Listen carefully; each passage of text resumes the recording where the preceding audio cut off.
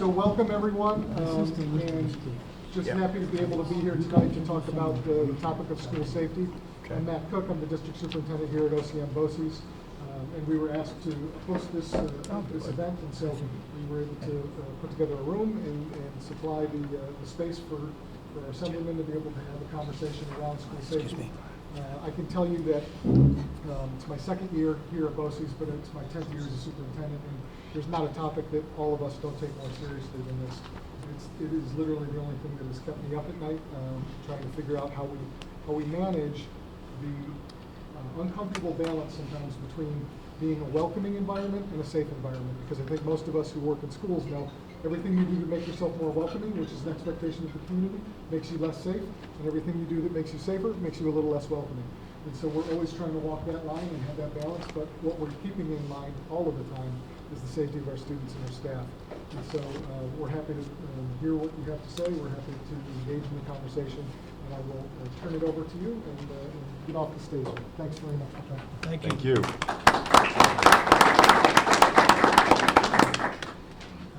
Do you guys need to use the mic, or can I just speak without it?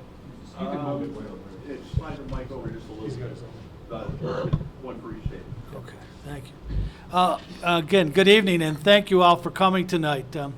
What we're doing here, and hopefully with your help, is we're putting together a proposal when we're done with this that we will bring forward to the governor on a clearinghouse of information and best ideas on school safety and security, as like you saw in our letter. We have found over the years, and this is not a new idea, we did a little of this in 2018, as I see the sheriff. It was because my sheriff at the time came forward and said his kids were at Olean Central High School, and he was concerned about what was going to happen to them every day he sent them to school. As professionals, we all know that that can be a huge problem and something we could head off at the pass. So now, after Uvalde, to be quite frank, we decided to hit the road again and redo this, because 4 years later, it's a much different world and a much different problem. So we get back to best practices and best ideas. What we need to do is get that clearinghouse together and then have people at the schools and law enforcement and mental health and everyone else have somewhere to go where they could contact somebody and say what works best in our school or in our region. As you know, we have urban, suburban, and rural schools. Urbans are much different than the suburban, and rural, our biggest problem may be response time to get the help to them that need it the most. So we have to be prepared for any event. The idea of sharing this all with you, or you sharing it with us, thank you, is to make New York the safest state for our kids and our staff at schools. And that doesn't include just the hours that they're at school academically. We're talking about plays, we're talking about sports, because security cannot be solved when you're going to have a basketball game, and you're still going to need to propose how to keep those people safe when they're coming in and out of your school. So we're looking at almost, a 24-hour ideas to make school safety. So again, our idea is very simple. We would love to hear everything you have to offer. We will collate it, put it together, and then write a report. At that point, we will bring that forward to the powers that be in the governor's office and within our own conference and the legislature, and hopefully get an idea where we have some sort of ad hoc committee where people can go to get this information and make things safe. So again, let me thank you very much for coming tonight. I'd like to introduce our host, Assemblyman Lamondes, who will go take us from here. Thank you, Joe, and thank you everyone for coming. As you know, it's an honor to be here. Anytime I can do something in my hometown where I grew up, I'm happy. I'm glad to be back. It's wonderful to be in Liverpool with all of you. And I just want to say that it's critical, all aspects of public safety, it's critical to look at that and understand how important it is. There are so many people that disregard public safety, that don't think it's that important. And I don't personally think there's enough that we can do. We have to make sure that our schools and our kids are safe everywhere, every day, and in everything that they're doing. That's a government's #1 role, is safety. And so keeping our kids safe, keeping our community safe, and I'm happy that so many people showed up. We've done these all over the state, and it's wonderful to see all of you here, and it'll be wonderful to hear those of you whom are going to speak on this topic. I'm looking forward to it, and I want to welcome you all for being here. Thank you. Joe, you want to make a brief statement? Certainly. Thank you, Assemblyman. My name is Joseph Angelino. I'm an Assemblyman in the 122nd District, which is Broome, Shenango, Delaware, and Otsego County. And next year I add in half of Madison and a portion of Sullivan. So it's a pretty large area. As you heard, it's probably rural suburban, not a lot of urban except in the Binghamton area. But my background is in law enforcement, 33 years. The last 20, I was a police chief in the city of Norwich. And we went through a lot of issues at every school. But I want to hear things from you about proposals for legislation to maybe make things better. Sure. And please just don't ask for money. You know, ask for some legislation. Also, current legislation that you're working under that maybe isn't working or needs a change or an amendment. But I'm happy to be here. I'm looking forward to listening to everybody. Thank you so much. Jeff. Thanks, Joe. My name is Jeff Gallahan. I represent the 131st Assembly District, currently encompassing all of Ontario County and parts of Seneca County. With redistricting next year, I will have Ontario County and parts of Seneca County and parts of the following counties: Cayuga, Cortland, Madison, Chenango, and Broome. So my district is much larger next year than it currently is. And it does my heart good to see so many stakeholders in this room ready to help us gather information, to make the decisions that we need to make. As my colleague stated earlier, times have changed. And you know, I may be a dinosaur, and I was in high school a long time ago. But when I was in high school in the fall, you look around the parking lot at my rural school, Victor Central, there would be 5 or 6 pickup trucks with shotguns in the back, and myself included. And I would go out with our shop teacher after school. He'd have his in his car, I'd have mine in my truck, and we'd go across the football field with our shotguns and hunt pheasants. Now there's 350 homes across from the football field, and you can't do that. But that's how times have changed. And to have this many stakeholders here to give us the information that we need is really refreshing, and I really look forward to a very, very prosperous and informative session today. So thank you for all being here. I really appreciate it. So, first speaker on our list, I'd like to introduce Sheriff Brian Skank from Cayuga County, and please go ahead. Yep.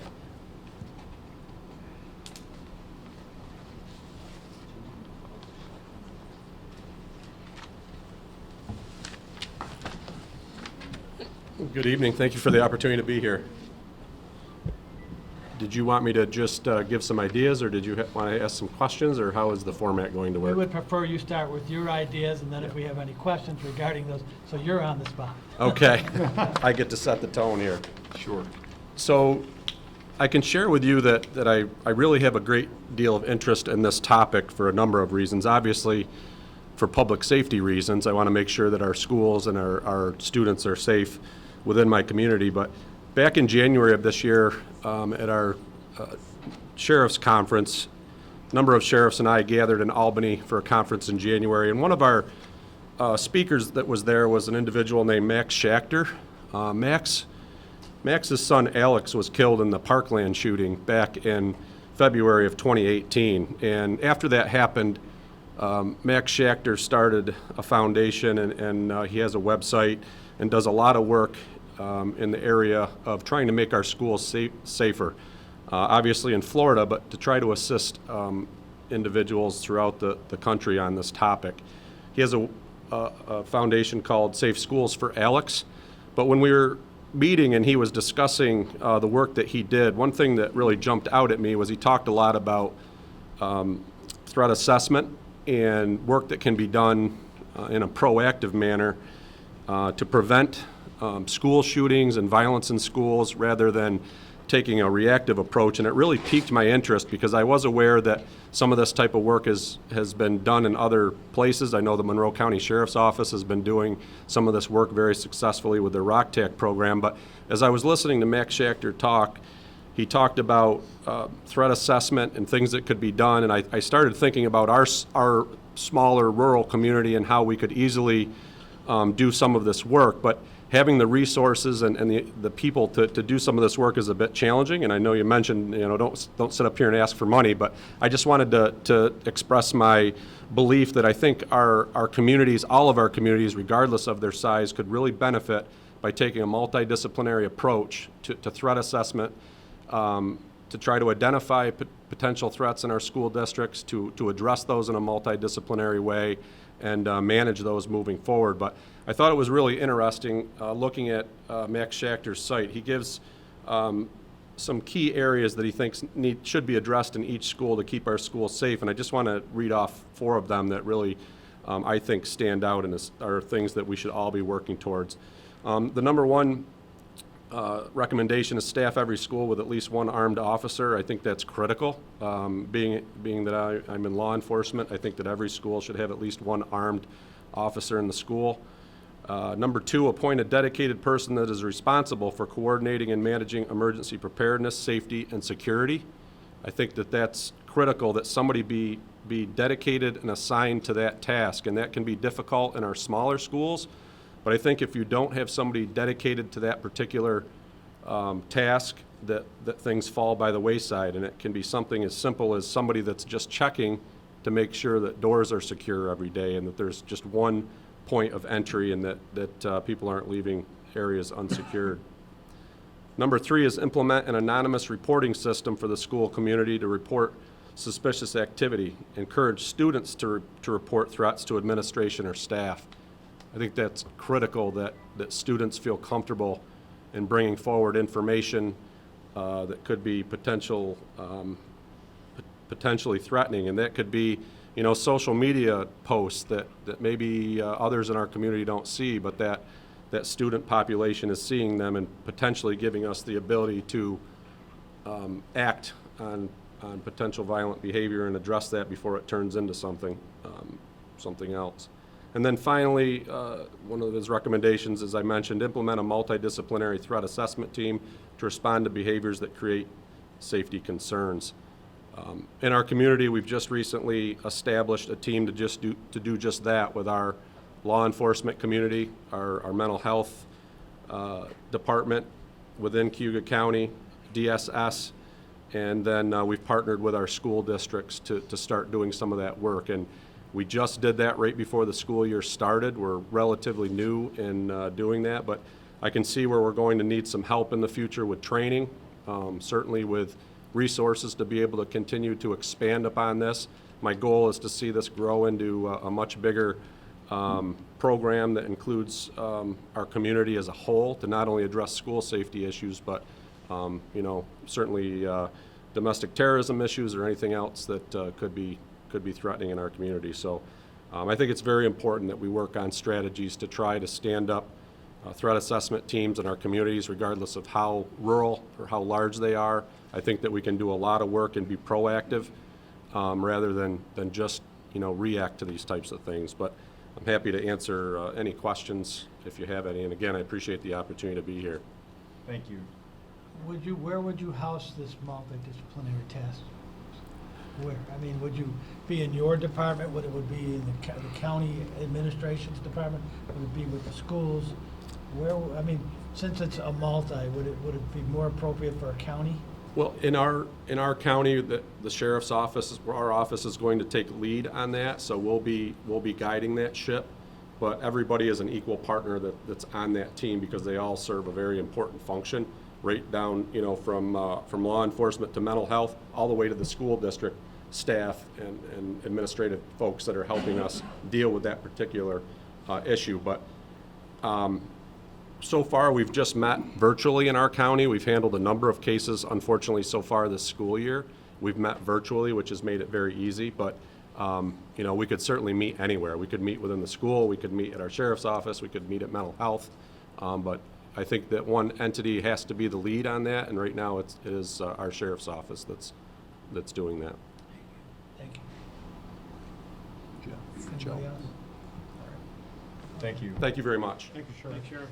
So, ladies and gentlemen, what I will do is I'm going to go down the list that I have. If there's anybody that's here that perhaps did not respond, that may not be on the list that I have, I'll ask at the end if there are any other statements from people that I may not have. Okay, so we'll just go in order. The next is Phil Galuppi, Onondaga County Probation Department. Phil, any statement? You're welcome. Yep, thank you for being here. Great to see you. Yep. Next, Lieutenant Aaron Forbes, New York State Police Office of Emergency Management. Unable to make it today. Unable to make it. Is there someone on his behalf here? Would you, either of you gentlemen, want to make a statement on his behalf? Not on his behalf, but I believe we're on the list. Okay, all right. Sergeant Josh Fowler, State Police Emergency Management, NCO, New York State Police Troop D. Yes, so yeah, I don't know that I was prepared to speak, but everything going to. We're not trying to put you on the spot, but we just want to make sure you have the opportunity if you want it. Thank you. All right. We're just happy you guys are here. Yep, thank you for being here. Brian DeRoshi, I hope I pronounced that correctly. All right. School and Outreach Coordinator, Troop D, please. Hi, good evening. Good evening. So yeah, as the sheriff mentioned, school safety and security comes in all, it's very fluid. And when he talks about the whole responding to the incident, he's absolutely right. We never really truly want to be on that response side. We want to be on the side of prevention. So the fact that threat assessment has been brought up is very important and it's key. In New York State currently, school safety teams are required, but unfortunately, threat assessment teams are not a state mandated requirement for school districts. So I think that that's something we should look at in the future is bringing together, what should that team look like? Who should be on that team? And how many people, and again, the training so that there's some sort of standardization to the teams. Having those community-based threat assessment teams, as the sheriff mentioned, are important. I know here in Troop D in central New York, I'm currently working with 3 counties developing those teams. One team is already in play and working. The other 2 are still in the formation, and it's successful. What that looks like is the school district starts their own threat assessment process when they receive perhaps a threat. If it's an intimate threat, if it's a threat that's occurring right now or going to occur, obviously that's a 911 call to get police responding. But if it's a, say a social media threat or some type of threat that is unclear, then they certainly can start the threat assessment process themselves and then determine where do they go for after they're done with their what we call level 1 process. So they complete the threat assessment. Typically what we see is some school districts will like reach a ceiling where they don't know where to go to next. So having these community-based teams, it gives them an outreach to be able to say, hey, listen, we need help with this one. So it brings in those other resources, law enforcement, mental health, social services, child protective, the county attorney, perhaps a district attorney's office, to determine, is the threat credible? And if it is credible, how are we going to intervene and prevent it? And then more importantly, what resources can we put at this threat in order to get this person on the right track to be successful? Because that's our goal. Our goal is prevention and to get that individual back on track to where they're going to be successful. So that's important.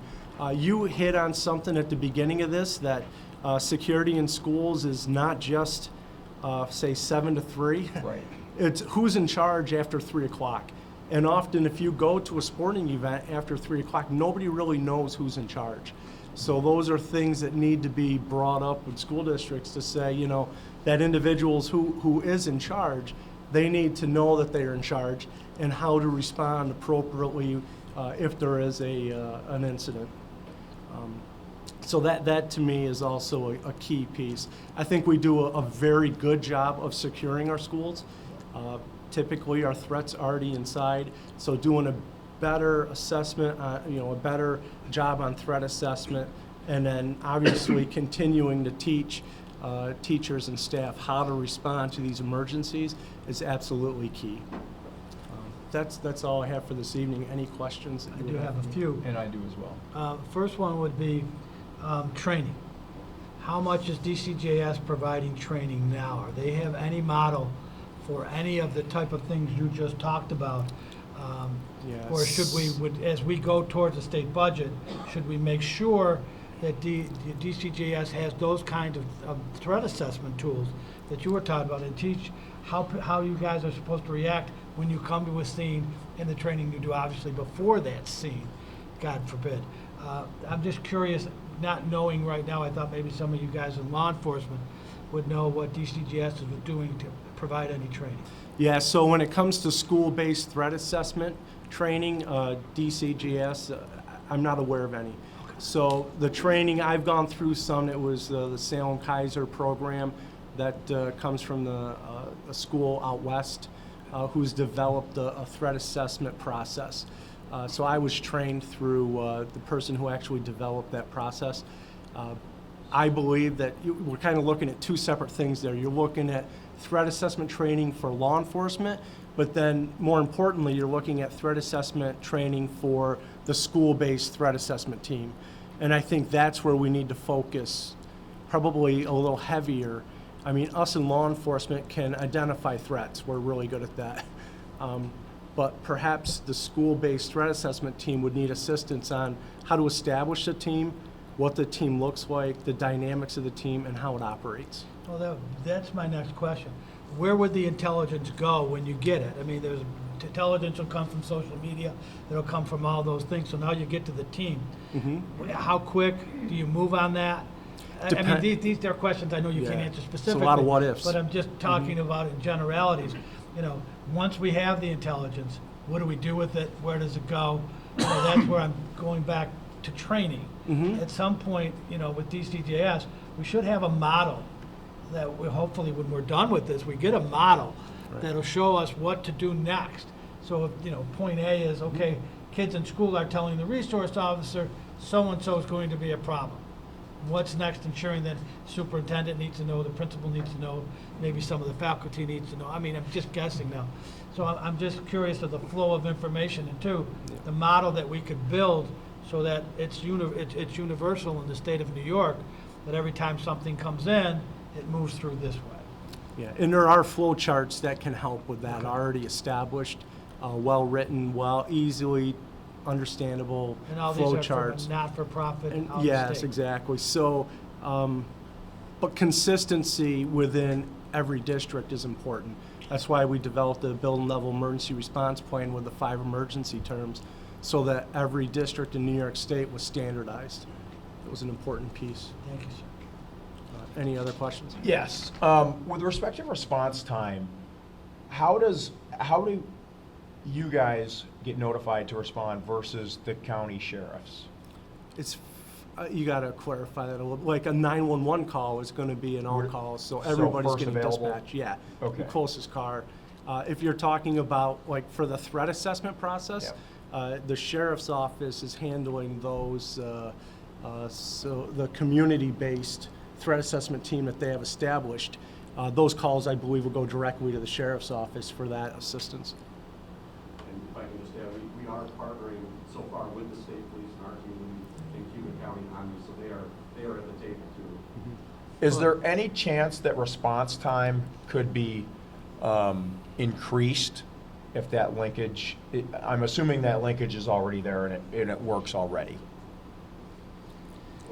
If they call us, we're coming, yes. Okay.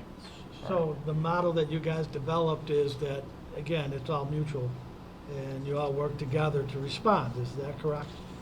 So yeah, just to be clear, if it's a 911 emergency or something that there's an immediate issue that needs to be addressed by law enforcement, as he said, we're all going to that state police, sheriff's office, whoever's available is going. If it's a threat assessment concern where there's some information that needs to be addressed that's not necessarily emergent, Yep. then that's going to come to our team it's also at the same time going to come to mental health, DSS, and the state police within our community will come together and start talking about that. So that's not going to be an immediate response to the location. Sure. But it might be in a pretty quick virtual meeting to come together and say, this is what we have in this particular school district. Okay, thank you. Joe? Sir, have you, as a school resource officer, have you been to the Oriskany response training? So I'm currently not an SRO. Okay. I was for 8 years back in the early 2000s, but yes, I have been to Oriskany for multiple active shooter trainings over the years, courses. So is that working well? Yes, that's a very good course. Sheriff, you agree that that's working?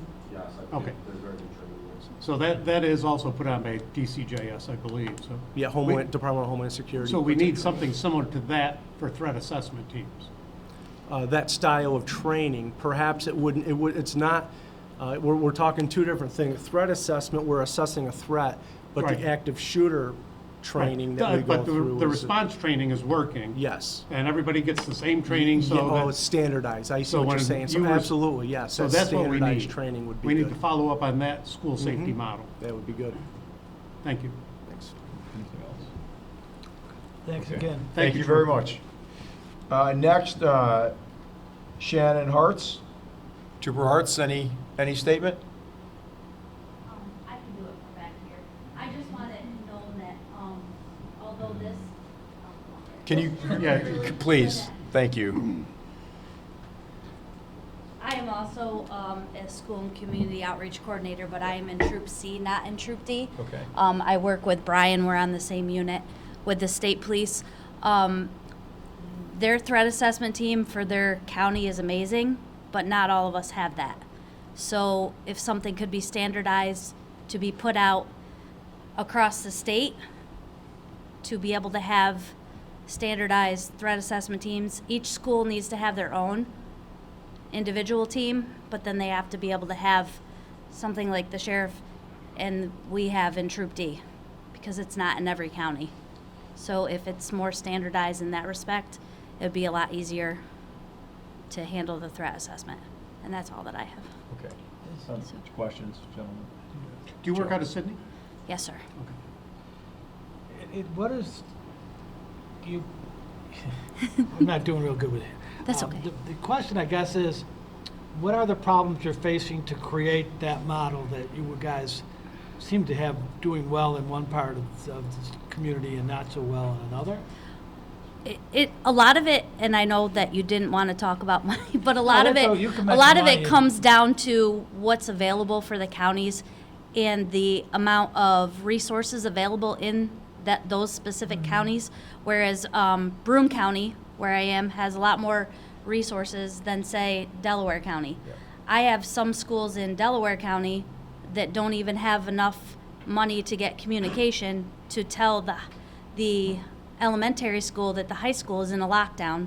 So then I have little kids coming back and forth through the schools because they don't have communication capabilities to communicate. So resources are not spread about the state. Some of my schools are very advanced in having threat assessment teams already. Some I'm trying to establish because I have over 130 schools that I deal with.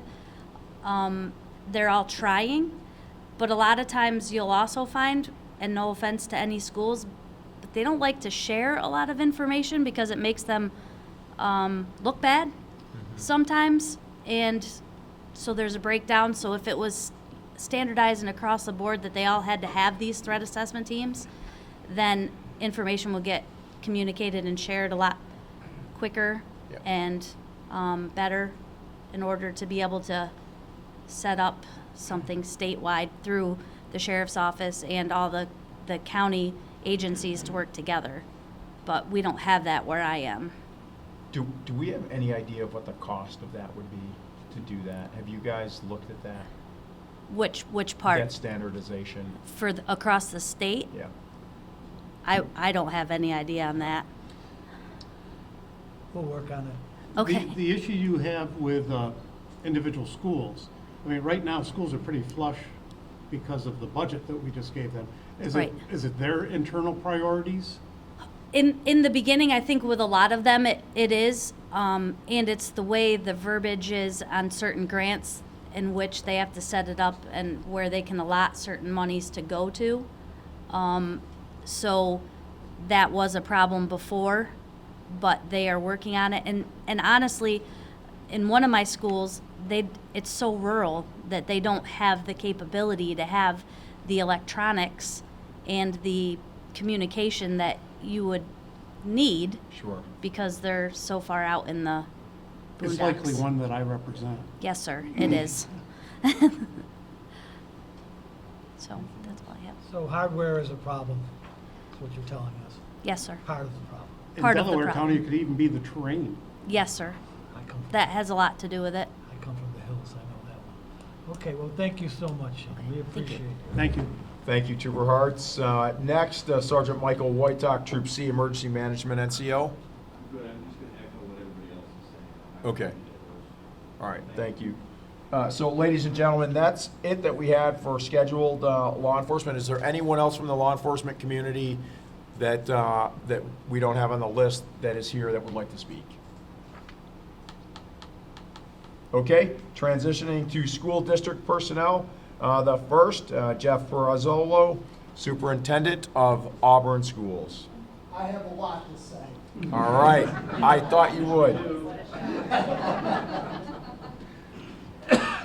Gentlemen, thank you for having me. I appreciate it, being invited to this. And, you know, Dr. Cook, he pretty much spoke.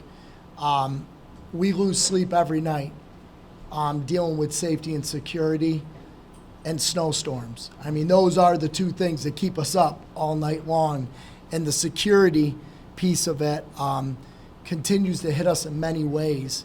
You know, we think about hardening our buildings, whether it's hardening the outsides of our buildings, secured vestibules, cameras, SROs, security monitors. There's so much that all of our schools have in place. And again, unfortunately, it is driven by money. A lot of it is. There's a lot more that we'd like to do to harden our buildings, which we sometimes can afford and sometimes we can't. But one of the other pieces we're talking about, again, and I thank Sheriff Skank because he's really helped move our county with our threat assessment, with our task force. Unfortunately, in Auburn, we've had to do 2 threat assessments this week. We had a threat on social media last Friday while our students were actually off school. We had a staff development day, and then we had another one again on Monday evening. Again, both times when kids were out of school. So, you know, a lot of times we talk about things that we are in control of. There's a lot of things that we aren't not in control of as well. And you know, one thing that I would ask from this is messaging to parents as well, that we need their help. A lot of the blame gets pushed on school districts for a lot of things. You know, we do monitor our students' behavior while they're in school. We actually monitor our students on the internet and social media when they're using our device, because we're a school district that has a one-to-one initiative. We have apps that we have on our own computer, so if keywords like school and shooting come out, we get an alert. So we're monitoring 4,000 kids every day of what they're doing on social media with our own devices. But when they use their own personal devices, we need parents to help us as well, seeing what their kids are doing and what they're getting on, because we can't monitor outside of the schools. And, you know, I think that's a big piece that we've got to work on is also providing trainings for our parents and getting education out there, because that will be very helpful. And when it comes down to what Sheriff Skank was speaking about with the threat assessment, one of the frustrating pieces is, you know, we can do the threat assessments, we can look at that, but going out and get the services and the help that we need is another hurdle that we face. Because again, Cayuga County Mental Health, they don't have a full employee staff. They're having trouble finding people. So, we can sit here and talk till we're blue in the face, but until we can get the services filled with the employees that they need that can actually help us, because the waiting lists are huge. We have a child in crisis, and, we pretty much have to go to the emergency room with them because we can't reach out to them because they'll be on a waiting list with 120 other people in front of them. So, these are some of the issues that we're facing. And, this is talking about threat coming from our own children, right? We're not talking about the threats of the people that we're not doing threat assessments in that walk through the doors sometimes. That's where we talk about whether it's a 25-year-old or a 30-year-old. That's where we have the hardening of our buildings. Our piece in Auburn is we want to create as many barriers as we possibly can. That's what we speak about. What is the next barrier that we can create so that response time from the police department can be as quick as it can, and we can just create those barriers all over. Our elementary schools, we have you have to be actually fobbed in 3 different times to actually get into our school building. These are things that we're creating, and the outside hardening is another big piece, and backlocking our doors. We do a lot of training with our teachers, but unfortunately, the next steps that we want to go to, whether we're putting alarms on all of our doors so that we know if a student walks out, an alarm goes off, that's all money. That's driven by money. And those are things that are very tough for superintendents to do because we don't have the aid to do that. And sometimes what happens is the state comes back with a mandate, but they're all unfunded. And it comes back to us trying to figure out where we're going to get the money to do that when we just got through with COVID. We're worried about our HVAC systems, learning loss, the SELs, the social emotional learning of our kids. There's so much into it, and finding the money to be able to put those parameters in place are tough at times. First of all, the hardening of the target, if you will, your schools. What you're talking about would probably be part of the capital budget for us when we went there, and it should be specifically dedicated to the hardening of the schools to keep them safe. So something we've been talking about for a while. It'd have to be outside what your usual aid package is from the state of New York to run your school for that semester or 2 semesters, that season. So we are aware of that, and we're very concerned with that. We've talked about glass, we've talked about doors, we've talked about the alarms. Again, some of the problems is somebody props the door open, nobody knows because there's no alarm. That capital outlay project, they talked about moving that from $100,000 to $200,000 or to $500,000. That would be a huge help for school districts. Well, yeah, we think there should probably be some sort of central account that you could tap into if you have a project that falls under those kind of parameters. Secondly, the parents. One of the other things we've talked about a lot about parents is training, providing training for the parents at your schools. What to do. I mean, again, I don't want to bring up the past, but what we saw happen recently in Texas was a tragedy as they gathered outside those schools waiting to try to help their children. At some point, you got to have communications with those parents, and at some point, we should have a central place for them to go and get that information flow and not have it confusing, which creates a more dangerous situation. So I don't know. We don't have the definite, but what do you think of training parents? Well, again, my technology skills aren't great either. Thank God my wife is there to watch what my kids are doing on technology. But, having parents be aware that they can monitor their kids' cell phones or what their activity is. Or, again, if they're not mature enough, they shouldn't have one. These are conversations that need to take place in trainings and open forums and messaging that's going out there. But, we really need help because ultimately when the school is blamed for some of the things that are happening outside, we need help, but we need to figure out how we can help parents with that. Right. We need to give them the information they need so they can share it with you. Correct. Thank you.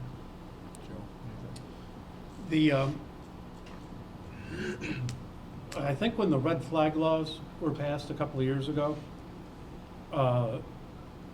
there was an issue with mental health practitioners. Is there anybody here from mental health? Mental health practitioners did not feel comfortable sharing information. Have you encountered anything like that? We have, but we've really worked hard with our Cayuga County Mental Health. Sometimes some barriers will come up through the hospital where they don't want to share. We really try to work with the parents to get a release of information so that we can have those conversations. And our people are pretty good at working with our parents to get those release of information pieces. But there's times where kids may get placed in the hospital and we don't even find out about it because nobody from the hospital is reaching out to us. You know, it's almost we have to be the ones that reach out to them. They're not sharing that information with us at first. Reach out to them, meaning the hospitals? Correct. We have to be the ones that reach out. And sometimes, unfortunately, we don't even know a child might have gotten put in a mental health ward. We wouldn't know unless somebody tells us, and then we finally reach out to the hospital to get that information. That was an issue with the shooter in Buffalo who came from the Binghamton area. The troopers did respond, did do what they were supposed to do, the 941 process to get them into a facility, and then that's when it goes silent. Mm-hmm. By law, you know, they're not withholding it maliciously. Correct. Jeff, you mentioned early on about parent notification. How do you currently notify parents in a perfect world with unlimited funds? What do you see as that scenario? And again, how we contact parents, again, what we do, again, we use our own messaging system that we have, so phone and email, that type of thing? it's an email or phone call. So I do a robocall to our community. So Friday night at 7:30 at night, and again Monday night at 8 o'clock at night, they've got robocalls from me to inform them. And again, I will give a huge shout out to the Auburn Police Department. Did a fantastic job. The first call Auburn Police Department received a phone call from Auburn, Alabama, because it was brought to their attention. When they looked through the IP address, they noticed it came from New York State. So they contacted the Auburn Police Department that afternoon. Within 6 hours, they had gotten a search warrant and found the student that actually put the threat out there. And then again, on Monday night, they received a call at 5 o'clock. By 7 o'clock that night, they called me and told me they've already arrested the student. So fast acting, quick, swift. That was fantastic. But what that does is allow me, for the police department, to give me the information that I can share out to the community so that we can push that out. So, you know, that conversation, we have such a great relationship with the Auburn Police Department, with the Sheriff's Department. Those communications go well. But again, I really worry more about the training of the actual parents on what to do and how to monitor their children on those social media pieces. Thank you. Anything else? No. All right. Thank you for having me. Yep, thank you for being Thanks, here. sir. Next, Jeremy Belfield, Superintendent of Lafayette Central Schools. Jeremy, would you like to make a statement? Sure. All right. So I'll skip the redundancies and just echo some of the important points, but I would have to agree with our colleagues from law enforcement that providing dedicated security personnel at each school building is really important. Certainly that looks differently in each school community. I think that school districts should be provided with flexibility to work with their constituents to really provide a level of security that's appropriate based on community needs. So for example, Lafayette, which is John's district, we have 4 schools, Grimshaw Elementary, Lafayette Big Picture School, Lafayette Junior Senior High School, and then we work with the sovereign nation, the Onondaga Nation. So we have sheriff deputies at the 3 buildings. The 4th building, the Nation School, we have Nation security that patrols outside of the building, and then our own school employee that's appointed, who's a community member. He's also a great lacrosse official, so nobody messes with him, and they can't get past him. So Percy does a great job. Other things that would be helpful is funding school security risk assessments. Partners from Armored One and New York State Police have been really helpful in Lafayette with that. Steve from Armored One's here tonight. Security upgrades to school facilities, which my colleague from Auburn mentioned. Unfortunately, the Nation School is a state-owned building, which relies 100% on the support dedicated through the state budget process to serve that facility. It's had two major building projects, one to build it in the 1930s and a renovation in the 1990s. You allocated $6.1 million to address some of those issues. Part of the problem is that we have to work with a number of different state agencies, Office of General Services, State Ed Department, to replace a simple fire alarm system, which we would normally do in a year's time frame, has taken 4 years at the Nation School. Security upgrades such as doors, windows, things of that nature, we're still working through a process that would take several years. So what I would ask, I'll submit a letter to you that just talks about ways that we could streamline that to give the school district the funding, the resources, and the ability to move through some of those steps more quickly, just like we do with typical school security projects. Our Indigenous kids are important, their safety is important, and honestly, it's probably the most vulnerable school on the planet. So I'd ask that you really pay attention to that. Training for school staff, training for threat assessment teams. We're lucky in Lafayette to have good relationships with local law enforcement, threat assessment teams in each of our schools. We also provide a behavior intervention monitoring and assessment system where we ask kids certain risk assessment questions on a biannual or each semester basis. There's also a parent questionnaire, a staff questionnaire to really help identify kids that are struggling with either behavioral issues, mental health issues, or threats of harm to themselves or to others. So it's been a very helpful tool to identify kids and try to prevent some of those tragedies from happening. And I think the real key to that is really working with staff, with parents, the community on developing positive relationships with kids and putting in those mental health services for students, skill building services for kids with social and emotional learning programs, and making sure that we have not just dedicated school security staff, but counselors, social workers, and mental health professionals that are housed right in the schools to address student need. And then everything that I've mentioned is cost money, which I apologize for. I know you said you didn't want to hear that. That was just me. We're used to that. You But keep going. I'll give you one freebie. So we've really had a great relationship with the New York State Mentoring Program, and that's been a very positive value add. So I encourage you to continue supporting that program. We partner with that program to train community members, provide mentoring for kids, and connect them even to higher education institutions, which provide Syracuse University's been great with sending student interns, mentors to work with our kids. It's nothing better than seeing college athletes coming to play with our kids during phys ed class. So really appreciate your support for that. So I'll submit a letter to the email address that was provided. I'll give you hard copies here tonight, and happy to answer any questions that you have as well. Thank you, gentlemen. Yeah, you mentioned behavioral assessment for students. What type of process do you go through when you see a red flag? Yeah, so we make sure that we have our entire mental health team at the building the day at which we administer the assessment for the student questionnaire portion, which happens with our kids grades 7 through 12. And if a kid hits on an issue of threats of harm to themselves or threats of harm to others, we make sure that that team meets with that kid that school day and that contact's made with the family.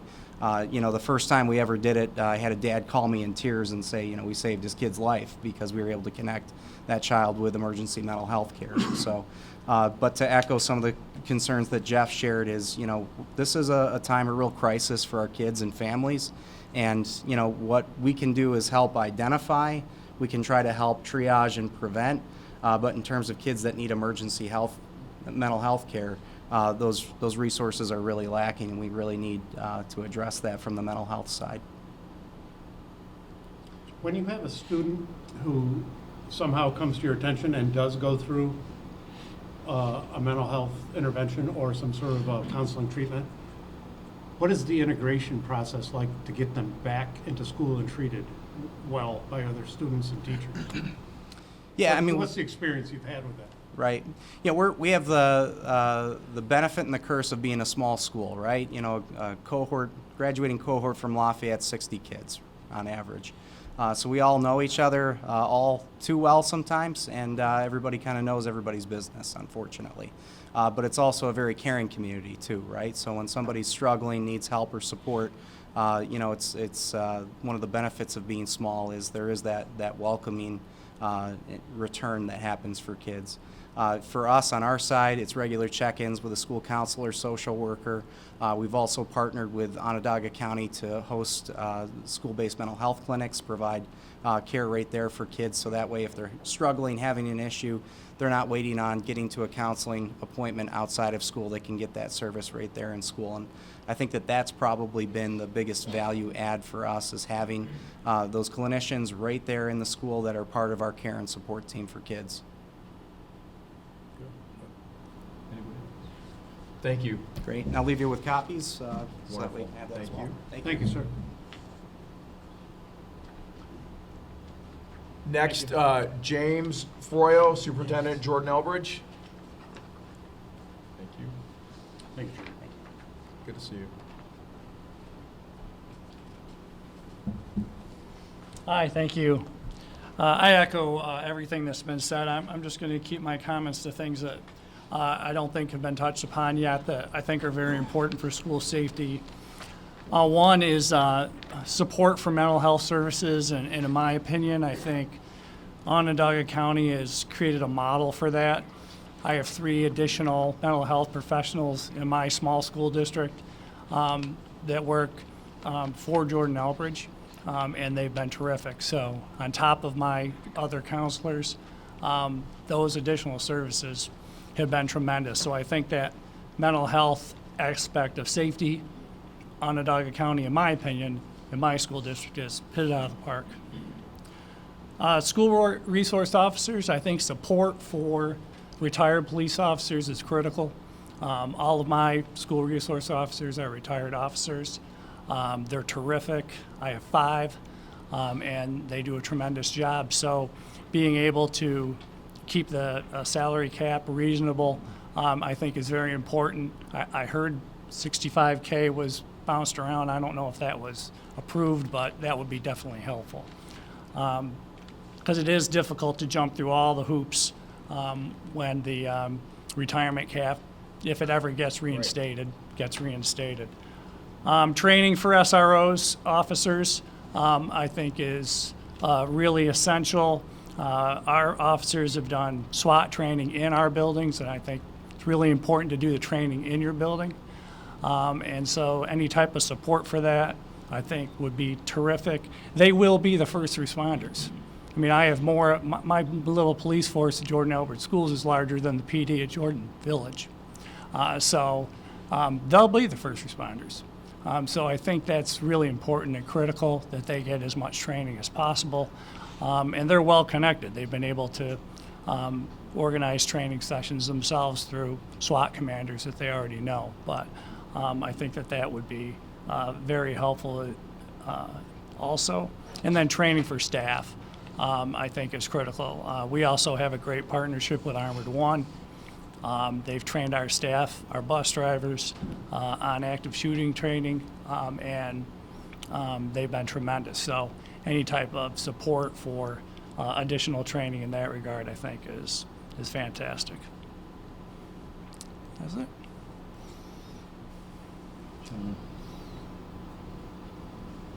The problem with getting the 211 or the 212 waivers changed has been something we've been fighting from just about day one, if you will. That takes the governor's office and in cooperation with his civil service office to do that. The former governor was not a big fan of retired law enforcement. So that was part of the problem. But as we continue to go through all these exercises that we're talking about, that seems to be a theme that keeps hitting us over the head.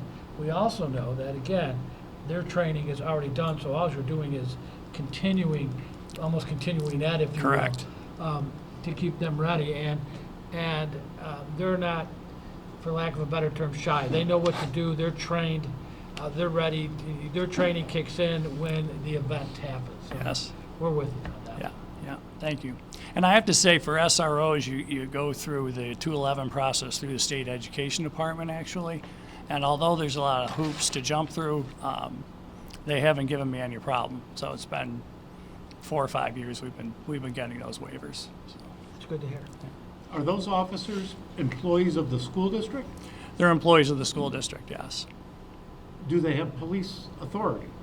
They don't have police authority relative to making arrests, so if somebody needs to be arrested, which happens very rarely in my school district, then we call law enforcement for that. They're there for building relationships with kids and for protection of the school building and the students and staff. As a police chief, when I inserted officers into schools, the old saying, familiarity breeds contempt, we started to have problems where sometimes officers thought they worked for the principal and not for the police chief. So have you gone through that before you had your own SROs? Yeah, so I actually was a executive principal at Cicero North Syracuse High School when I think Doreen Bryson became the first SRO. So I've been working with SROs for a long time, both with the police department and with retired officers. And so we've been very clear with our administration that they're not your assistant. They're not to be running around shagging referrals for you or doing disciplinary work. So, we make sure that we delineate the roles, and everyone understands in my district that, their primary purpose is safety and security and relationship building, and I think everyone respects that. So I haven't had any problem with that. Thank you. Yep. Anything else? Good. Good. Thank you. Thanks. Next, Michael Hoos, Superintendent of Tully School District. Welcome. Yep, you're welcome.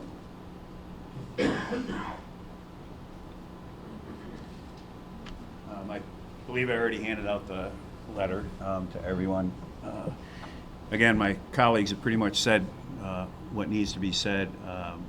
The one thing I would like to really emphasize, I've been a superintendent in a very rural district, Romulus, and also in a small city school district, Cortland. There are differences, so if you could just be sensitive to the one-size-fits-all model, we would appreciate that.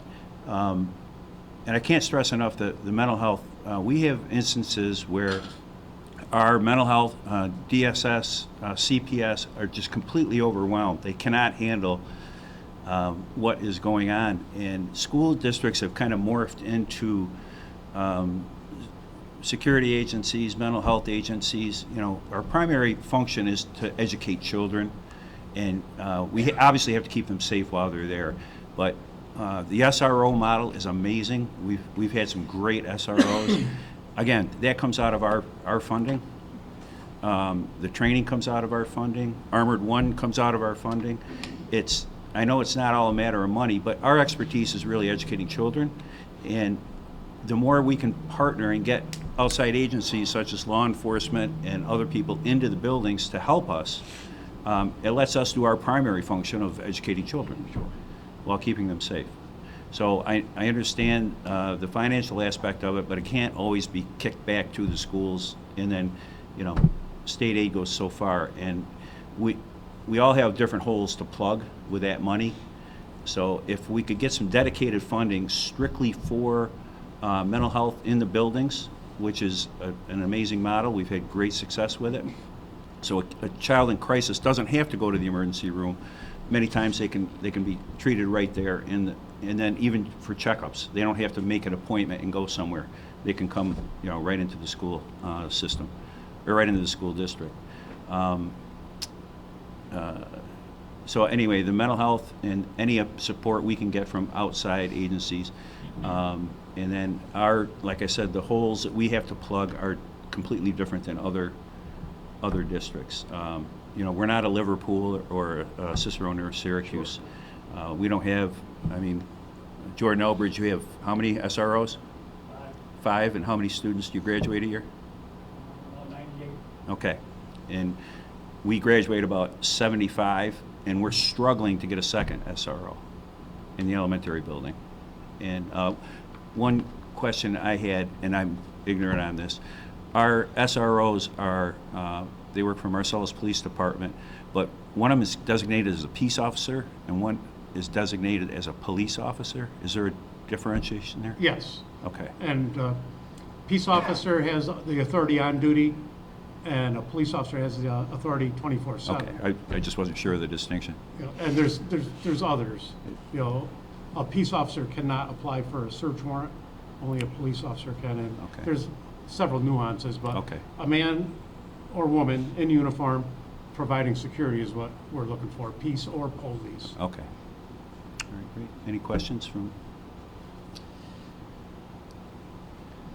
I represent some of the most rural counties in the state of New York, Allegheny, Cattaraugus, and Oh, Steuben. I also have two small cities, Olean and Salamanca, so Yep. I know that problem. I also represent the Seneca Nation, so I know that problem. So what you guys are saying, we live. Yes. And we understand, especially as the minority, that one size does not fit all. We battle that on almost everything. Right. And again, we know about dedicated funding. We've looked for those sources. We would like to have a lockbox where that revenue would go in and then almost like a contingency fund, and then when needed, it could be pulled out under those, under the conditions that maybe the school district needs. As we've been going through this, and even a while ago, we know that these are hurdles that are almost impossible for you guys to overcome without us. Great. The problem is the priority. When you have 10 million people coming from one place and the other 9 million coming from another, it's hard sometimes to convince people of what it's like to navigate your school district versus ours, and that's why we opened up. There's a big difference between urban, suburban, and rural, and we're going to point that out very clearly on how to respond. And the stuff that you guys are telling us tonight will be part of how we respond to that. One idea I can't take credit for was dedicated funding, something similar to the Smart School Bond Act, where funding is applied for and monitored strictly for school safety. Right. That Almost. goes back to, again, the physical plan of the school, hardening that. Right. And what you're talking about.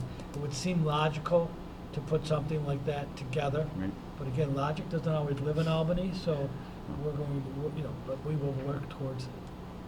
Well, if I could ask you, gentlemen, one question. You've gone around the state doing this.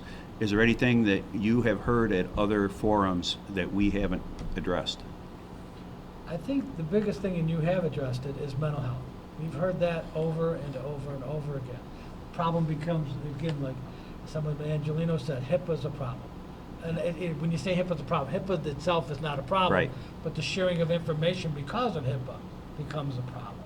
And then getting, I believe it was Jeremy that pointed out that sometimes you can't get people the help they need right away, especially in small places like ours. And we don't have that many professionals. So what about professional development to get them to that point? And then finally, the thing again that we've mentioned earlier is the parent thing. How do we reach out to parents? How do we get them more involved? What do we do to do that? You guys are used to that on a regular basis on the education portion of things? Well, I can say when I was at Cortland, we had people come in and help sponsor a cybersecurity forum for parents. We advertise it and everything. We got 2 parents. See, there's your problem, participation. How do we get them? Yep. And so we'll work on that too. Thank you. I need to correct a statement that I made. A peace officer can apply for a search warrant. They can't execute it. Okay. One of the sergeants will come up here and correct me. So I wanted to correct myself. I can see him back there chomping at the bit. They're ready to come climb down my throat. Well, thank you for doing this. Thank you, Superintendent. Next, David Bill, Superintendent, West Genesee Central Schools. Thank you. I would just reiterate what my colleagues have said. Okay. Thank you. Yep, thank you. And Tom Turk, Superintendent of Homer. Yes, gentlemen, thank you for your time. And I'll be short because, again, my colleagues have said a lot. The one thing that we haven't talked about and that I'd ask folks to look into is the certification process, especially for some of those people that we're looking to hire now for the mental health services. I'm from Homer. south of here near Portland. We graduate just over 1,900 students a year. And we've been fortunate to use some of our federal money to hire what we're calling family and community liaisons. These are non-traditional people that work in community agencies in our area that help us and have connections, because all of our colleagues, when we talk about some of the challenges of dealing with the mental health issues, is that there aren't a lot of resources, or if there are, we don't know about them because we educate kids, as my colleague Mike Hu said. But one of the things that we've been challenged with, we've had some non-traditional folks. One is a behavior specialist that I needed 2 months ago, but to get through the certification process, that means to find something that they can be certified for to work in our schools has taken quite a bit of time. And time is one of those things that we don't have a lot of. So what I would ask is that we look at the certification process and be creative in how we allow, much like we've done with when we've had other needs in schools, with emergency certifications and those kinds of things, to help us to get those people in to provide the services more quickly. Expedited, like the troops to teachers. Yes. Yeah, okay. Did you say you graduate 1,900? Did I say 1,900 students. Okay. Yes. If I said 1,900 we graduate, we'd love to someday, but we're not there yet. Also, the issue with practitioners, particularly mental health. Yeah. With the population loss of upstate New York, everybody is searching for everything, from police officers to dentists, and the mental health practitioners just aren't there, and they're spread pretty thin. Did you try to get a true psychologist for the school? We went out as broad as we possibly could to make sure that we had the funnel as large as we could at the top. We advertised simply for someone that had links to our community, who worked in some of the community agencies that knew Cortland County and the surrounding counties, that could help us, because what we were trying to do is essentially help parents make those connections. And if we can bring those services into the school from the community, great, but we certainly want to connect families to those services, because in many cases, those families don't have access to those outside agencies if we weren't the conduit to get that done. One of the things I heard from previous lectures here was that somebody wanted to have a school psychologist in every school. That's just not going to happen. Well, we have that. I mean, we're very fortunate. We have 4 schools. We have school psychologists in each building. We had previously had a social worker in each building. We have an SRO in each building, and we hire an SRO through our village police department to be there after hours. Somebody had mentioned that it's difficult to secure a building or a school after hours. So we've already dedicated a lot of resources, especially for a rural district like we have. Right. And only through the federal dollars have we been able to then expand some of those services. Are you the exception then? Because I think in many cases we are. Certainly in Cortland County we are. I can't speak for the other counties, but there aren't a lot of us that are able to do things at the level given the number of students that we have. Good. So in your eyes, with the non-traditional approach that you mentioned, would that include like retired guidance counselors, et cetera, all of the above? All of the above. Okay. Any person that has an ability to understand what resources are available and to be able to be the liaison, to work with families, be able to communicate with those families and relate to those families and their kids, to connect them to those agencies. Because we're still, whether we want to admit it or not, there's still some folks walking around feeling like the mental health piece there's a stigma attached to it. And so we have to overcome that in a lot of cases too. We have a lot of people that we know that could really benefit from the support. They're just not willing to accept it yet. So we sometimes have to break down that barrier as well. The certification process, is this with the Department of Ed, Department of State, who are you going through? Well, we have our local BOCES person that we work with that helps us through the certification process, but those decisions are really made at the state level. So that would be really where we would want to look, I believe, to try to make some of those changes. Well, State Ed's had a little bit of a brain drain, as you guys are more aware of than us. I think that's part of our backup. Those places have not been beefed up for a long, long time. That's right. And my second question would be, the community colleges and the four-year universities, are they contributing anything like that to you guys?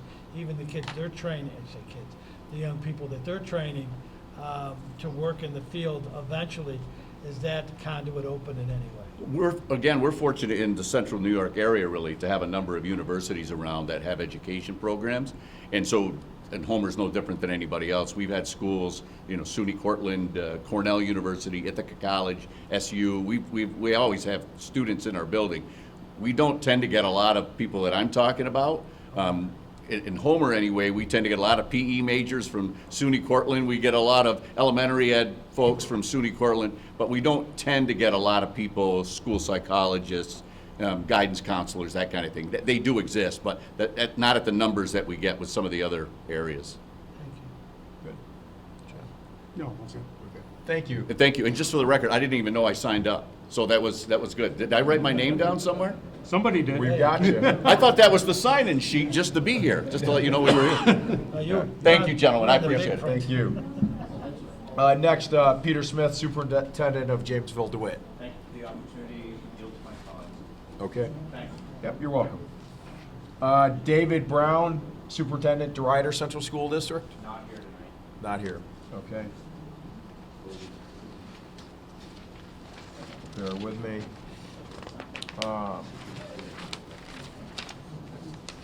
Jay, if I mispronounce your name, I apologize. Jay Tinklepoe, Superintendent of Solve. You got it.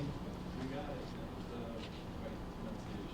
So, again, I'm not going to be able to share anything more than what my colleagues have already done, and just want to say thank you for that reason. Thank you. Todd Freeman, Superintendent, Cincinnati Central Schools. He's not here tonight. All right.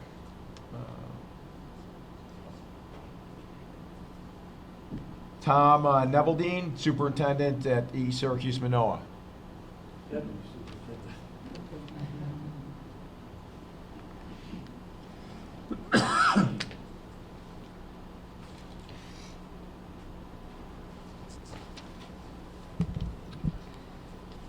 Thank you very much for this opportunity to present testimony. I applaud the honorable members of the Assembly for taking this topic on. I know you've been around the state, and for those of us in a school district, I've been with East Syracuse Manoa for 26 years, and I've been in charge of safety and security all of that time. And as Dr. Cook said at the beginning, we have this really challenge about balancing safety and security in a welcoming environment. But right now, I would say safety and security is really probably tipping the scales more than the welcoming environment. We've had a couple issues in our district, and I've seen the progression over the years. Initially, we spent most of our time with developing plans, district plans, building plans, training staff. All that's important. And I would say for the threat assessment, that's one of the best strategies there are. We have it in every school district, every school building. And we've had students come to threat assessment that then end up in psychiatric hospitals, or we end up going to their home and removing, along with the police, removing any weapons in the home. So it is a good preventative method. The other things, though, that you've heard other people this evening, some of my colleagues talking about funding, it's true. Hopefully, there could be some dedicated funding through a safety bond or some other mechanism, because what we've experienced, again, with the evolution of what parents and our school staff are looking for, we have CSIROs in our high school, middle school. We added school patrol officers this year, both, very effective. And we installed a weapons detection system at our high school because of some recent threats. And we recently had a series of parent community cafes covering our pre-K, our elementary, our middle, and our secondary. And these are the things that both the staff and the parents are looking for. Obviously, parents support the CSIROs and SBOs at the high school and Pine Grove Middle School. They support the weapon detection system, but it's hard to answer the question, why isn't it in our preschool program? What about our elementary students? So it needs to be a systematic kind of approach, but the funding is critical also. So whatever can be done to provide some dedicated funding in this area. I think, you know, many of the speakers before talked about, they all know the kinds of things they want to do and know what's effective, but, you know, they have many, many priorities, and we have many mandates in school districts. So hopefully that can be looked at in the future. So thank you. I Can do you, have some written testimony for you. Thank you. If you can say publicly, what is your weapons detection system? Is it a magnetometer? It's Motorola. It's through Day Automation locally, and they actually let us borrow it to see how it would work. And the high school kids just walk through it. One thing we found out is they can't bring their Chromebook, so they have to pass their Chromebook around, but it's very quick. You walk through, and only if the system detects any kind of a weapon, especially any kind of a gun, it will put a box around the person exactly where it's located. So if they're carrying a backpack, if it's in their shoe, if it's in their back pocket, it will identify it, and then our CSIRO is right there to search the student and take care of the situation. So those kinds of you know, equipment and resources are just critical. And again, we know on active shooter, it's over in minutes, and having police officers in the school is very important, because you want that presence there. It's also a deterrent. It's not just to intervene if there's a situation, but it's a deterrent for people to commit crimes. How many people does it take to man the system? We have teaching assistants and some teachers that help out in the morning, and then we have the CSIRO and the special patrol officer there. So staffing is an issue. I mean, you got to think about that. Once you find something, that takes two of them away. Yeah. Does every student have to pass through it Every then? student. How long does that take to get? We've got it down to about 12 to 15 minutes now. We have 1,100 kids at the high school. So like I say, they just walk through. It's not a metal detection system.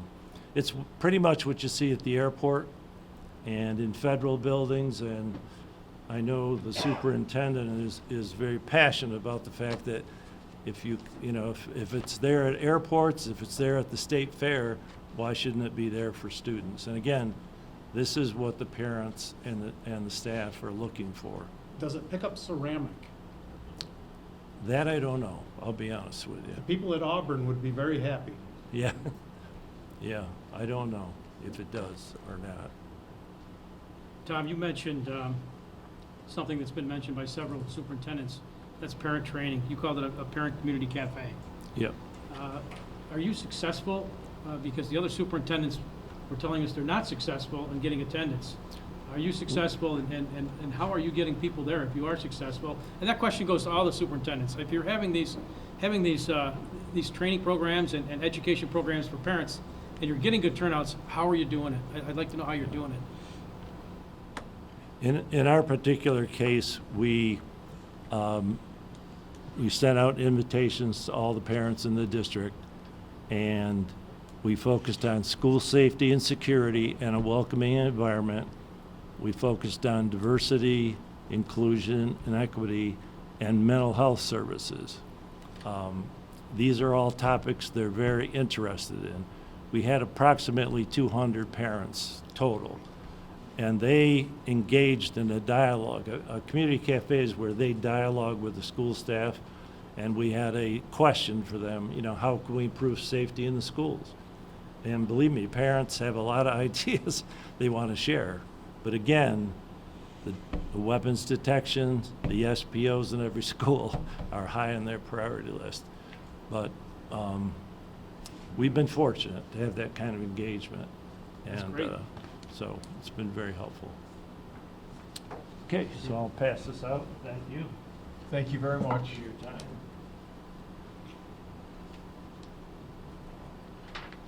Thank you. Thank you very much. Thank you, sir. Thank you. Nice to meet you.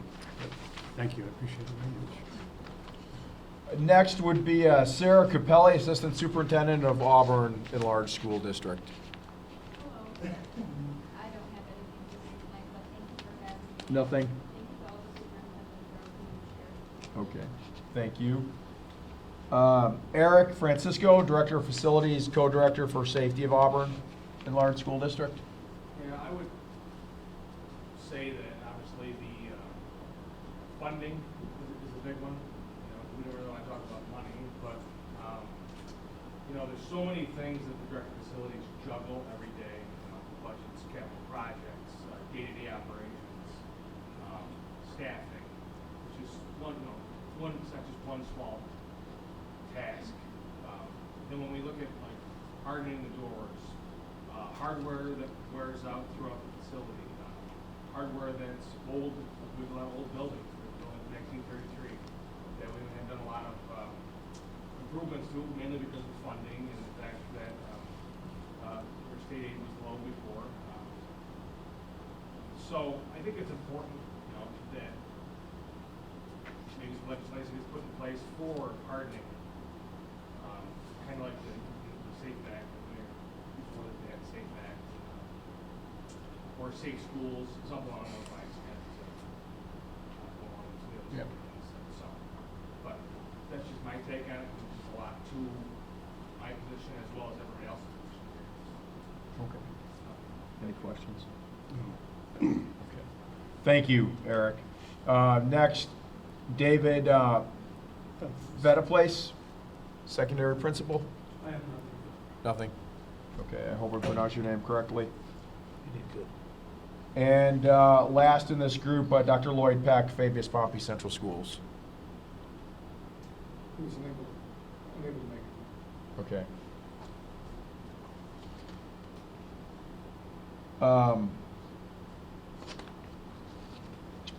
I have 4 attendees that did not wish to speak. I won't call your names if you've changed your mind, or if there's anybody else that would like to say something that hasn't had the opportunity to, please do.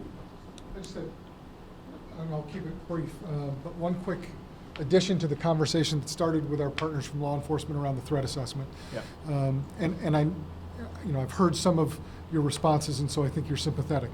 But the idea of having a mandate on what a threat assessment should look like, that is uniform throughout the state, has some level of merit to it for sure. But I also think that you're aware that one size does not fit all. And so if you're at the stage of crafting legislation around this, what I would implore you to do is to bring in folks who work in a school building and talk to us about what that might really look like. Because, as has been stated, there are groups of people who will say that you should have a psychologist in each building, or a group of people that say you should have a social worker in each building, or a group of people that say you should have a student counselor, a school counselor in each building. We all know that staff shortages make a mandate like that incredibly challenging. Saying something around behavioral health or mental health staff in a broader category could be more helpful than getting it into specific kinds of folks. So that's one piece. I also know that, you know, about 7 or 8 years ago, when I was a superintendent in a component district and I was putting together our own threat assessment for our district, I got a bunch of threat assessments from other districts, and we pulled together the things that worked best for our district.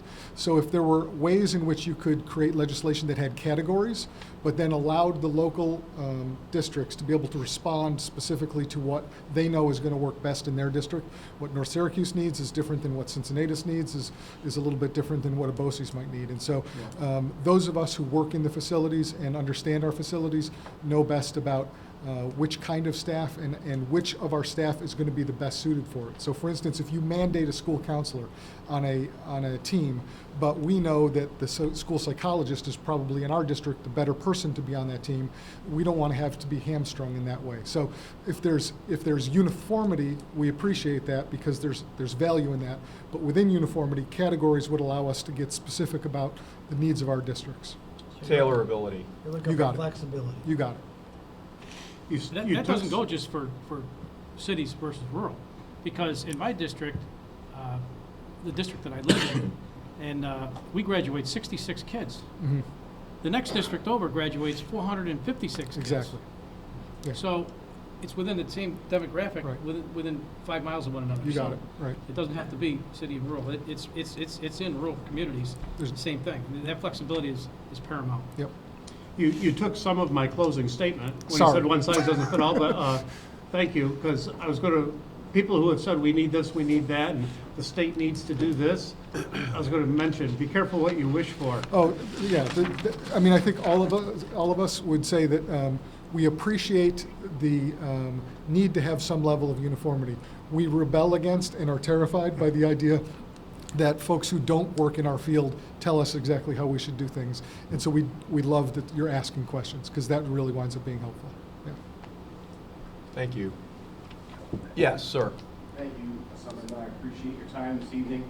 I'm Michael Eve, Superintendent of Chittenango Schools in Madison County, and I welcome you, some of you in your redistricting, to our area. Like my colleagues, I'll keep my commentary brief. Much of what I was going to indicate. Could you say your name again, just so I can write it down? Certainly, Michael Eiffe, E-I-F-F-E, and I'm Chittenango Schools.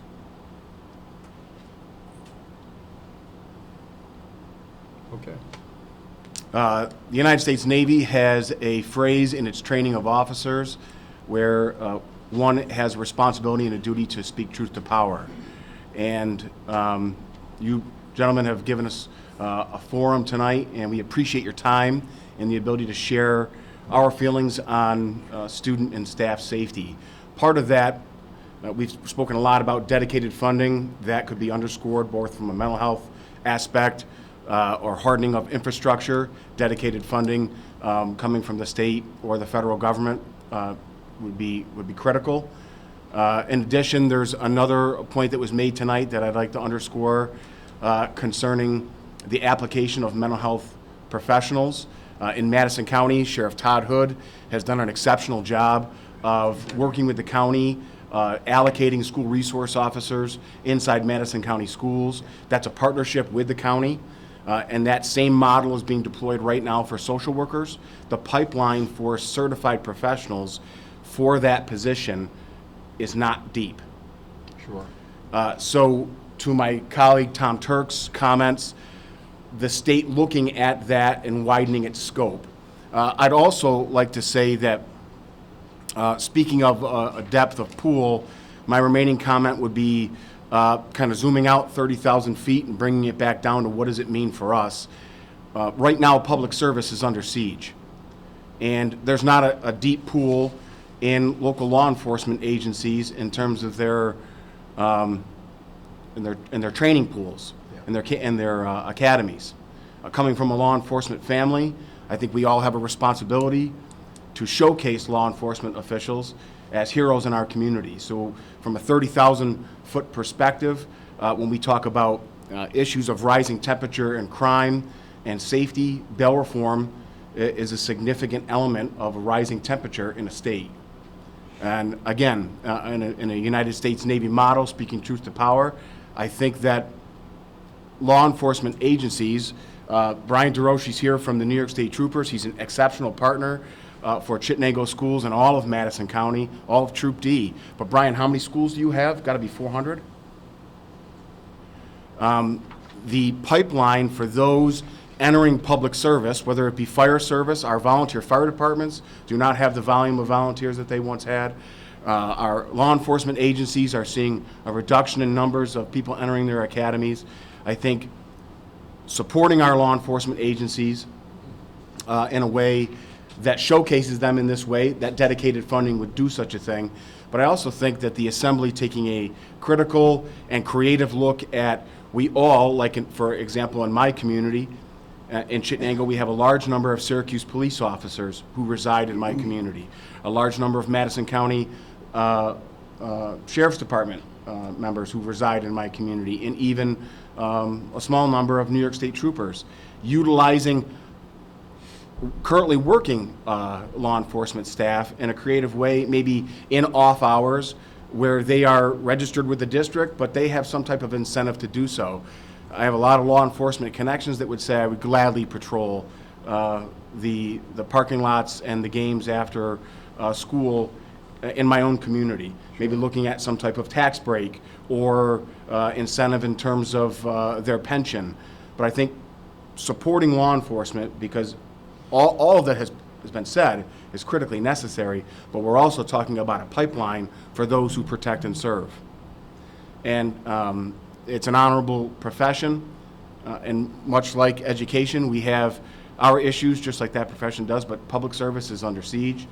And again, coming from a family where I did have a family member pay the ultimate sacrifice for their protection and service of his community.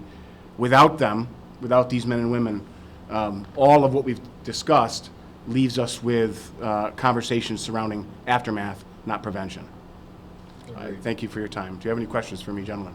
Well, you talked about, just before you, they talked about deterrence, which is part of what we do. As public servants, we're all obviously public servants sitting in Correct. this room. Yes. But even, you touch on something about, you mentioned bail reform, you mentioned some of this. What you're missing the point is one of the problems that you guys are going to have is with raise the age. When Yes. we argued raise the age, they took it out of the criminal courts, they put them in family court. And those crimes that used to be juvenile crime or status crimes are now just going into family court, which isn't built to handle those kind of problems. Yes. And what we've seen in more urban areas is that it became the Gang Recruitment Act. But kids are smart. They know up to a certain age, they're pretty much untouchable. And they may be causing you more problems than Yes. you thought before.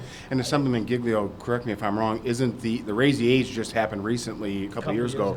Now they're talking about raising the minimum. Didn't that just recently happen?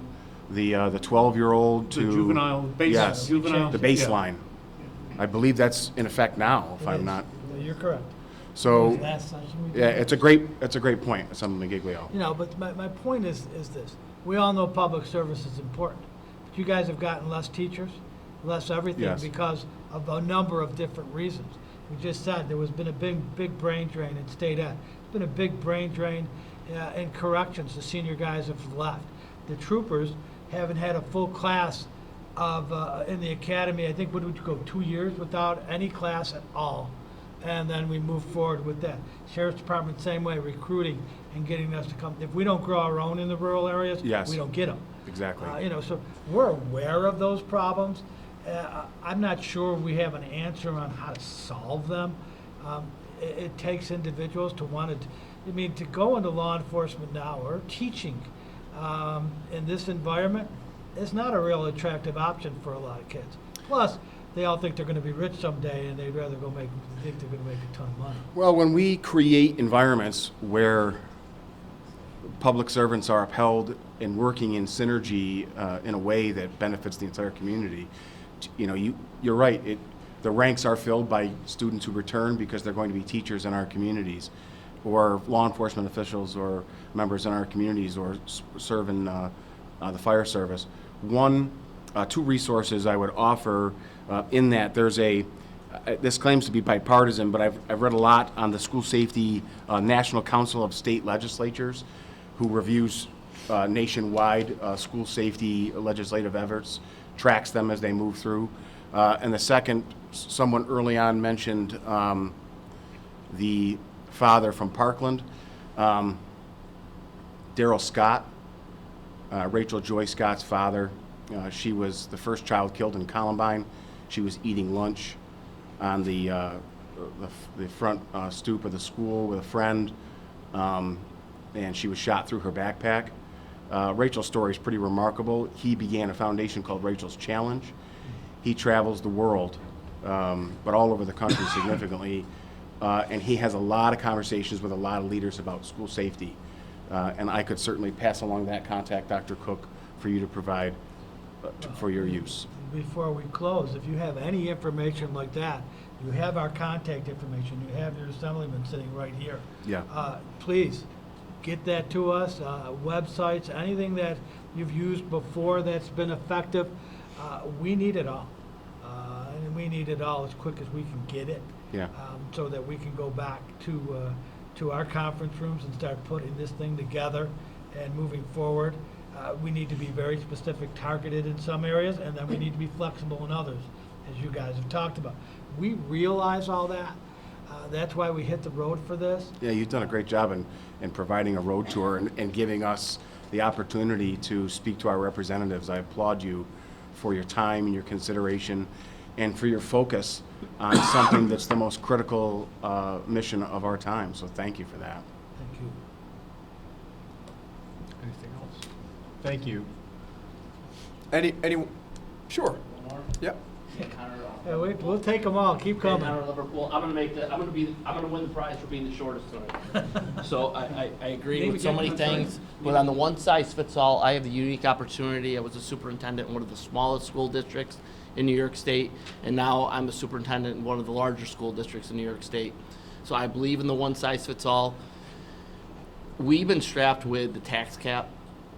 If they would establish and allow us for one time to establish a budget outside the tax cap to do some of the things that we've been talking about today and give communities the autonomy to do what they do, what they want to do, we wouldn't be asking you for money. Let communities decide for themselves what they want. Once we establish that one-time tax cap exemption, the following year the tax cap rolls in, but it's a percentage of the whole budget. So that new budget that we have established in that one time would grow each year in accordance to the tax cap. We just need a one-time exemption to establish that new budget, and then let communities decide what they want. So, and I agree, the small communities might want something different than the larger communities, but let them decide on what they want in their schools, and then we're not asking you for money. So that's. Did I win? Hold on, I want to win the shortest though. So we're proponents for local control. What's that? We have been proponents for local control. Yep. For everything, not just schools, energy, all those kinds. Yep.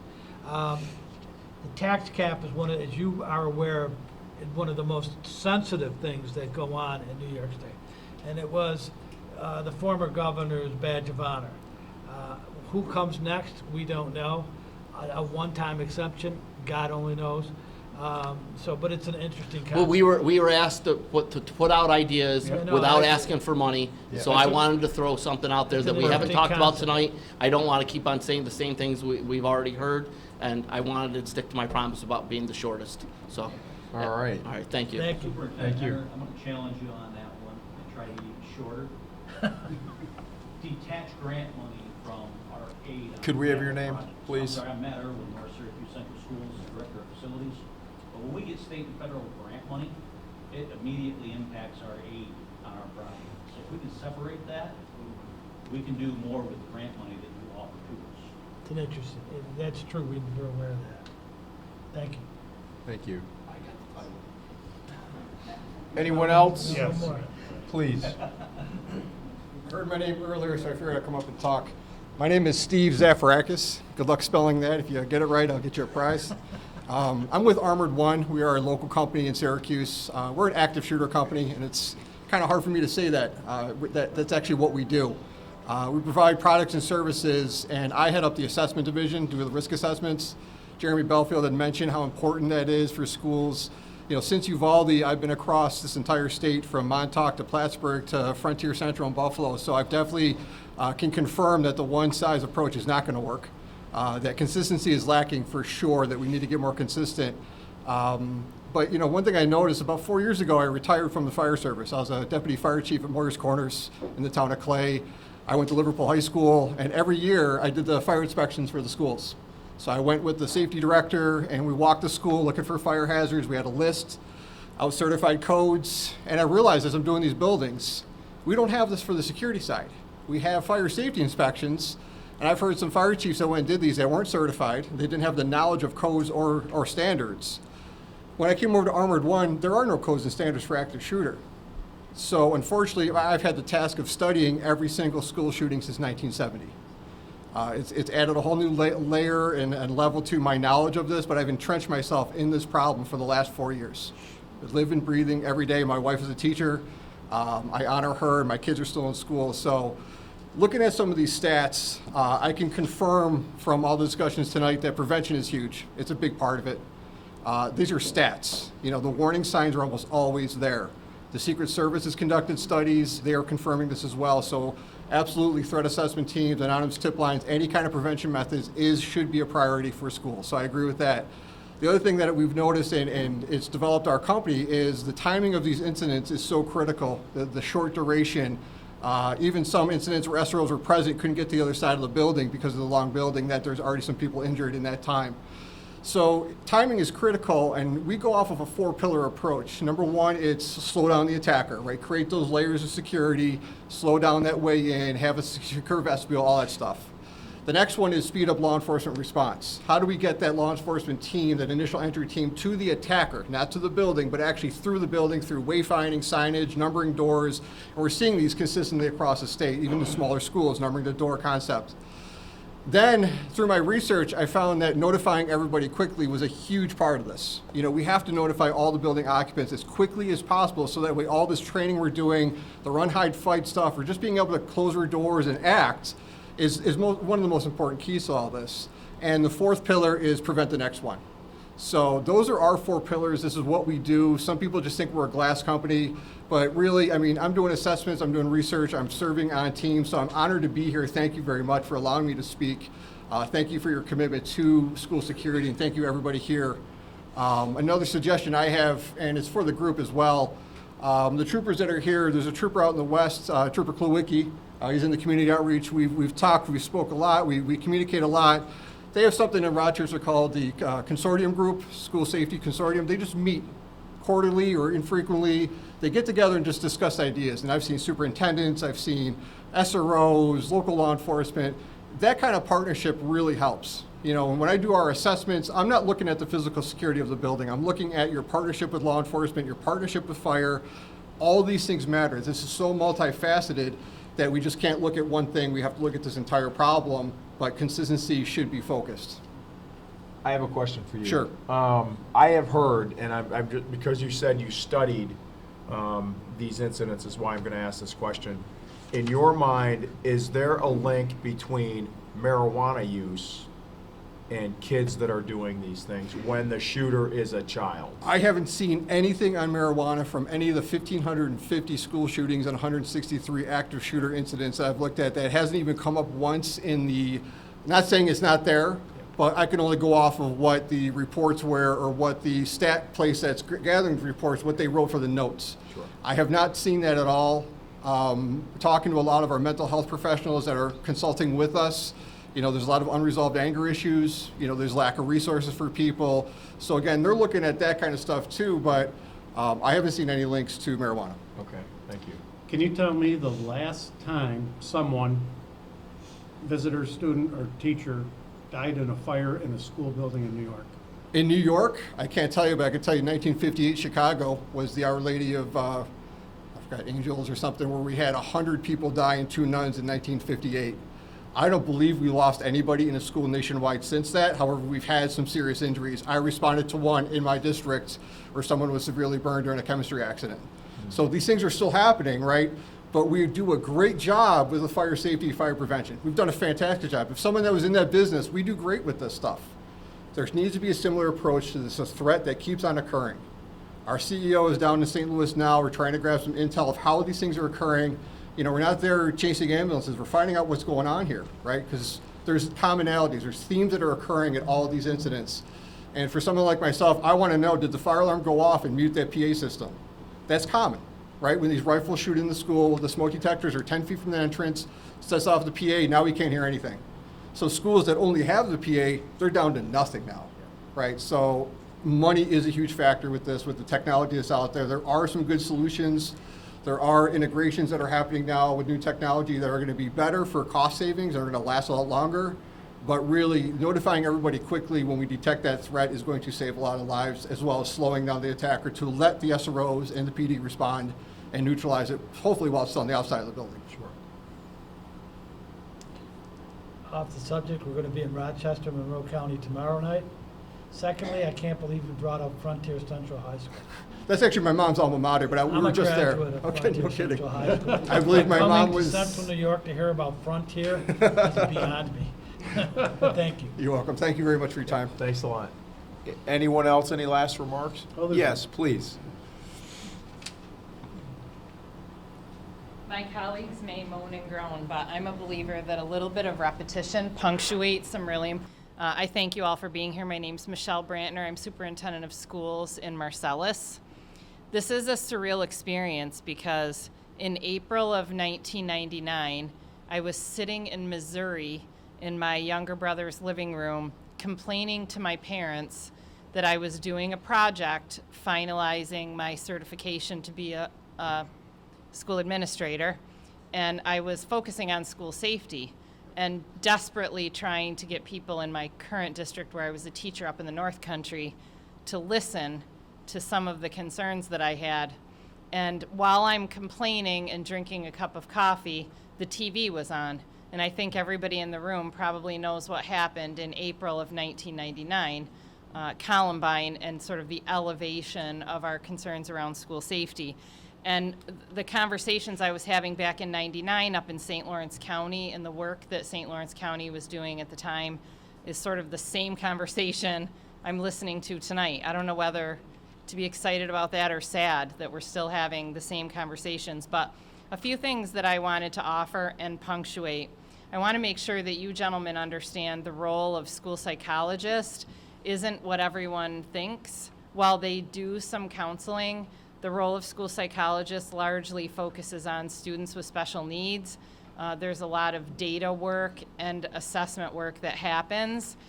They are not what you would think of as a psychologist, so that's just important to know. And there also is a huge void in finding school psychologists to even serve that function. So it really takes a broad grouping of counseling expertise in a school district to serve the many needs that are out there. Mike was talking about speaking words to power. I have a saying that nothing we say is random, and I try to teach my leaders that and my teachers that. Everything that we say and the positions that we hold have weight with the people listening to us, and I think we can often become very careless with our words, and a ripple effect is felt. So I do think all of us have roles in this room to really speak very importantly about what is important for the protection of children, that transcends politics. I love what Mike had to say about law enforcement. It's been very troubling to me that law enforcement has been tainted the way that they have. We need law enforcement desperately. If you want to talk about reduction of response time, I have 3 school buildings on one campus. I have a school resource officer in each one of those buildings. They are all highly trained, SWAT-trained gentlemen that also love kids and connect with kids. But in a second, I know exactly the switch that will turn, and I feel the safest I've ever felt in the 33 years I've spent in this business, and I started when I was 12. So they are also employees of the Marcellus Police Department. I think that there are models happening right now in the state where officers that are employed by either local, county, law enforcement, or troopers can have access to schools, but I do think it's really critical that we continue to focus on salary cap. I know that was brought up earlier, but I cannot stress that enough.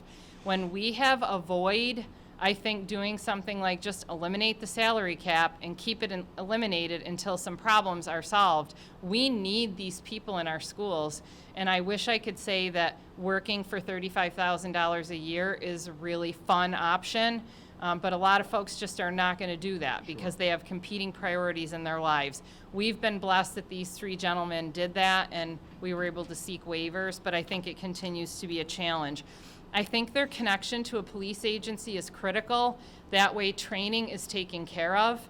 And it's sort of the best of both worlds. They continue to be trained as law enforcement officers, and I continue to feel great safety having them around. I will also note about threat assessment, safety assessment, in particular, safety assessments of buildings. I partnered back in '99 with the state troopers. I believe they still have instruments to do safety assessments of your buildings and are very generous with their time and resources to assist with that. I think we have some things in place that are underutilized, and we need to find a way to come together, maybe in county groupings like we did back in '99 in St. Lawrence County, and really share resources and start some momentum in that way. In terms of facilities, I think Jeff Perizzolo mentioned, or someone did, about the capital outlay.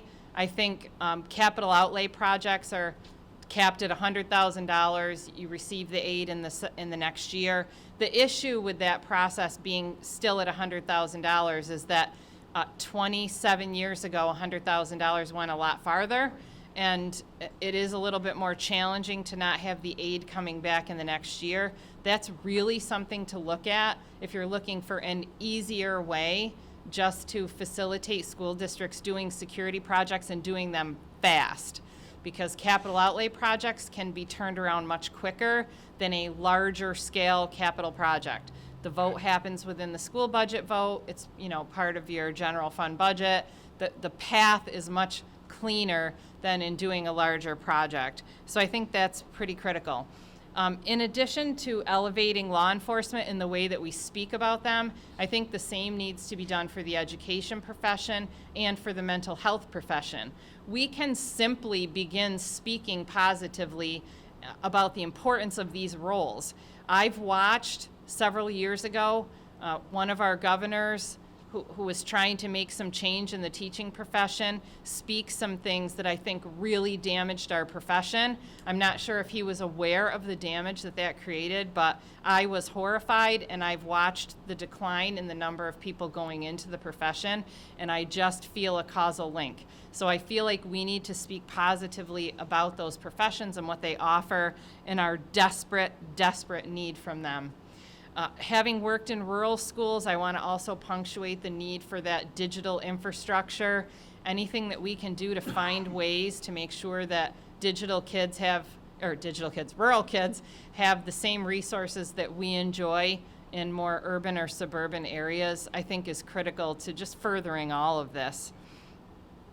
I know the Marcellus School District and Onondaga County, I'll speak for all of us, what the heck. We're here and ready to partner on some serious work. You know, coming together, I think that we work well together. I think we work well with our law enforcement. And I think having a broader based group come together, I think we could really get some things done and solve some problems. And I, for myself, have been thinking about this and working on it for way too many years to not be a little bit farther along. So I thank you for your time and allowing me to do some repetition. Sure. Thank you, Michelle. Anyone else? Is there anyone else that would like to speak that hasn't had the chance to? Okay. Gentlemen, closing comments? Jeff, start with the closing comment. Sure. Well, I would like to thank everyone for your time and attendance this evening. To have this many stakeholders in the meeting, to share your thoughts and your ideas, and the questions that we were asking are to me also important, because we're going to take this back, we're going to digest this and come back with a plan. And hopefully this plan will help solve the problems that we have in today's schools. For so many years, we protected our banks better than we protected our children in our schools. And those types of ideals that we had years ago have to stop. It's a new society today. Things are totally different than when most of us grew up. And we need to get a grasp on what's happening. I think that the school inspections are a wonderful idea. I hear loud and clear, one size doesn't fit all, that's for sure. And I'm perfect proof of that, of what's happening in the districts that I currently represent. So I just want to say thank you for everyone's attendance here this evening, and it's refreshing to have our committee have so many stakeholders, and I've said this over and over again, because it's not generally how things operate in Albany. Thank you. I guess it's my turn now, so again, I'll echo that. Thank you very much for everybody attending. It was very interesting, and I feverishly took notes here.